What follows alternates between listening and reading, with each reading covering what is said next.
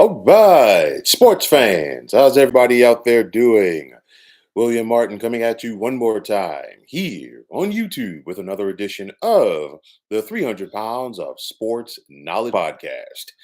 It's trade deadline day in the National Football League, and there's been a bevy of moves on this busy Tuesday.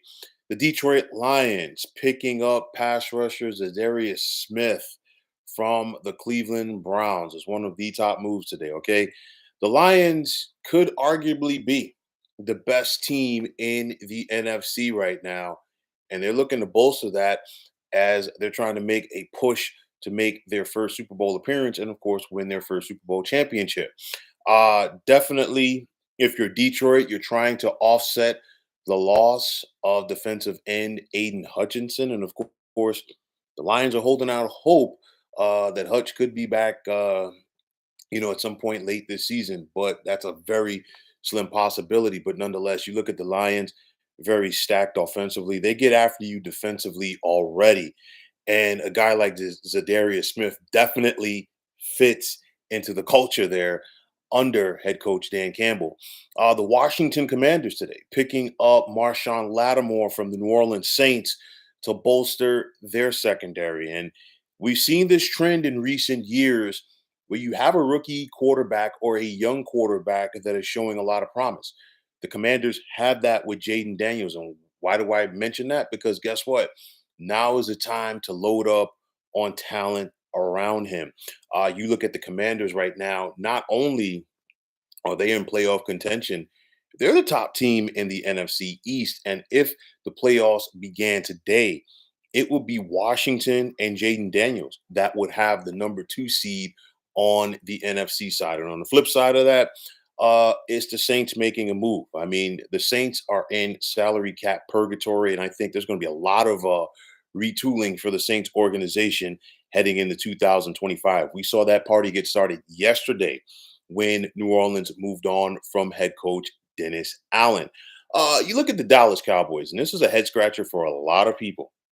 Why did they give up a fourth round pick for wide receiver Jonathan Mingo from the Carolina Panthers? Uh, I mean, listen, there's been a lot of questionable moves recently by the Dallas Cowboys, and I think this one right here just simply adds to that because I feel like if you're the Cowboys right now, you're really on the fringe. I really don't think the Dallas Cowboys going to be a playoff team this year. Okay, so why are you going out there and making this move? I think if anything, Dallas should have been trying to wave the white towel and try to get more draft capital back because they need a lot of depth on this team. So I really am not moved by that move by the Cowboys. The Pittsburgh Steelers today picking up wide receiver Mike Williams from the New York Jets and then edge rusher Preston Smith from the Green Bay Packers to help bolster that defensive line. Love these moves by the Steelers because Mike Williams became the odd man out in that receiving room for the Jets. Of course, when Devontae Adams came to town, and even before that, you could see that Aaron Rodgers really wasn't, you know, a big time fan of Mike Williams, especially after they had a case of the dropsies on Monday Night Football. But nonetheless, a lot of people feel like Aaron Rodgers is calling the show for the Jets right now, and this was a move that I feel helps both teams.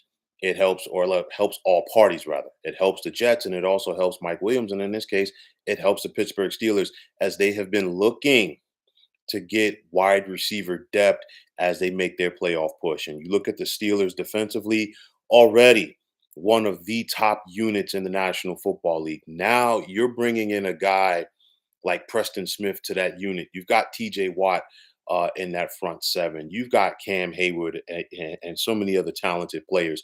I definitely think that Preston Smith could come in here and have an impact for the Steelers as they make their postseason push. Sticking in the AFC North, the Baltimore Ravens, and I think this is a move right here that could fly under the radar. The Ravens acquiring defensive back Tre'Davious White from the Los Angeles Rams. You're talking about a Pro Bowl caliber player when healthy, and of course, the last couple of years for Tre'Davious White with the Bills were not good, just due to the fact that the young man was unable to stay healthy.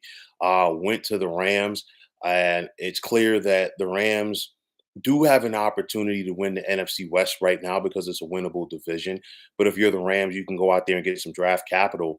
And if you're the Ravens, I think this is a low risk, high reward move on your part. Why? Because I feel like a guy like Tre'Davious White could come in and have an impact in this Ravens secondary if healthy. And if you're Baltimore and you're looking at things, you got to go up if you want to get out of the AFC. You got to go up against Buffalo. Okay, they just went out there and got Amari Cooper. You got to go up against Kansas City. Of course, the Chiefs are already the two-time defending Super Bowl champions, and then they just went out there and added Duke Hopkins in the trade with the Tennessee Titans. So these are two of the top teams that you're going to have to get through if you want to get out of the AFC. If you are Baltimore, you definitely want to shore up things in that secondary, especially where you already have injuries that you're dealing with yourself.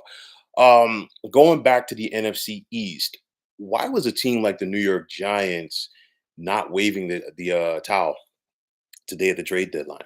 The Giants had some offers out there for Azeez Ojulari. They also had some offers out there for Darius Slayton. I guess clearly that they felt like they were offers that they did not like. But I mean, if you're the Giants, you're 2-7, your season is over. At the very least, you should try to go out there and get something back for some guys that might not be on this team come 2025. So the Giants make this mistake last year. They could have parted with Saquon Barkley at the trade deadline this time last year, and of course they didn't. And if you're a Giants fan, you know that the rest is history. So you look at this today, and for me, my biggest winners in this are the Lions, the Steelers, the Panthers, and the Ravens.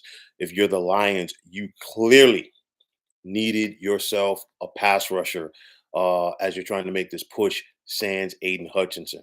Big time move bringing in Za'Darius Smith. If you're the Pittsburgh Steelers, you get the wide receiver depth that you need. I think if Mike Williams can get rid of the drop season, stay healthy, the Steelers have themselves an impact player right there, as well as getting Preston Smith on the defensive line. The Baltimore Ravens, I just talked about the move for Tre'Davious White. And then another winner in this, believe it or not, the Carolina Panthers. The reason why I say Carolina is this. You got a fourth round pick back for Jonathan Mingo. I think that is a steal if you are Carolina. On top of that, if you're the Panthers, you're clearly not good and you're not going to be good for quite some time. So, with that said, you have to build as much draft capital as possible, especially being that they gave up so much draft capital to get quarterback Bryce Young from the Chicago Bears, or at least make the trade with the Chicago Bears to move up and take Bryce Young. So I like the Carolina Panthers just simply saying, hey, you know what? Let's go out there and get something back for what we have. On the flip side, I think the losers today were in the NFC East.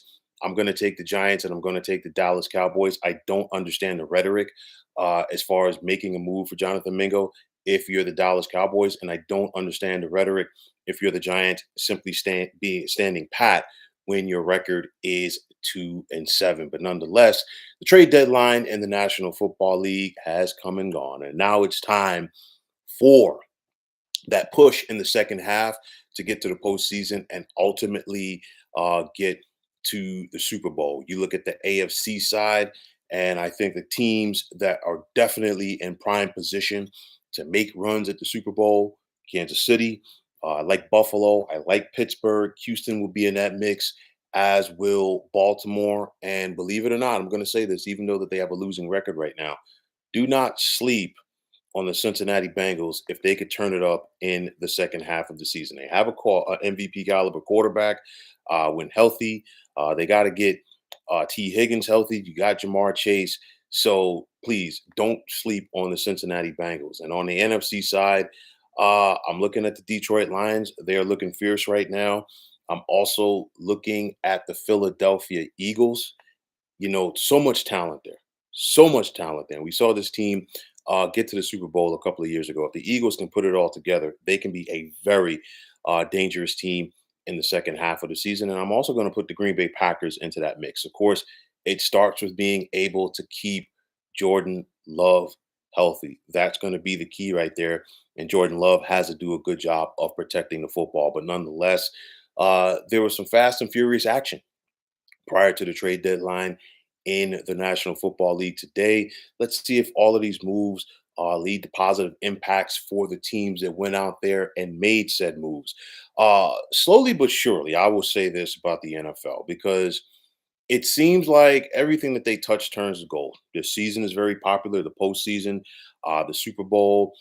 We've seen that carry over to the offseason with the draft, free agency, you name it. And I think now since they've pushed this trade deadline back, I think we're seeing more action in the National Football League. Why? Because pushing it back basically to the midpoint of the season gives teams more of an opportunity to say, hey, we're out of this thing.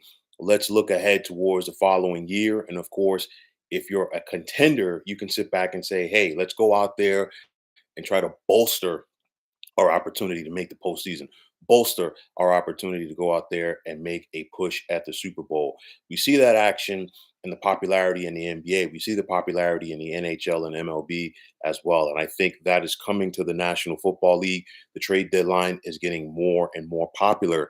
And in this year's trade deadline, I think there are some impactful moves, or were some impactful moves today that will definitely strengthen postseason contenders' chances here in the second half of the season. Big moves made today. Let's see if they will carry over as far as big results go in the second half of the season for the respective clubs. But, folks, that is going to wrap it up. And as always, I want to take this time out to thank all of you for tuning into the 300 Pounds of Sports Knowledge podcast here on YouTube. I want to take this time out to thank all of you fine folks out there for tuning in. And if you haven't already, please feel free to subscribe to this channel.